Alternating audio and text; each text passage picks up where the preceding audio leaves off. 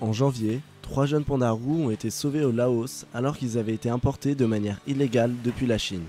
Les animaux rares sont de plus en plus convoités par les propriétaires d'animaux exotiques. Le Laos, pays frontalier du Vietnam et de la Chine, est un lieu de transit clé pour le commerce illégal d'animaux sauvages. Et pourtant, la découverte de pandas roux y est une première. 6 pandas, d'à peine plus la taille d'un chat, ont été trouvés le 12 janvier dernier au nord du Laos. C'est les propriétaires d'un van en provenance de la Chine qui, en s'arrêtant sur la route, les ont découverts. 3 d'entre eux n'ont pas survécu au voyage. Les 3 autres ont pu être accueillis au refuge de l'ONG Free the Bears dans la ville touristique de Luang Prabang où ils sont en train de récupérer tout doucement.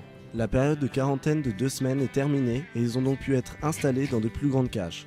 Les habitats des pandas roux se trouvent principalement dans les montagnes de l'est de l'Himalaya ou dans les denses forêts de bambou au Népal, au Bhoutan, en Inde, en Chine ou encore en Birmanie. Il n'est quasi pas possible de les trouver en dehors de ces forêts. Ils sont considérés comme espèces en danger et très vulnérables face aux maladies infectieuses. Cependant, leur apparence toute mignonne, leur petite taille et leur fourrure, qui est devenue une nouvelle cible, en font d'eux des candidats parfaits pour le commerce illégal d'animaux exotiques. C'est vraiment du jamais vu au Laos et l'explication la plus plausible de cette découverte, selon l'ONG Free the Bears, est qu'ils étaient destinés à un zoo privé ou pour un commerce d'animaux exotiques.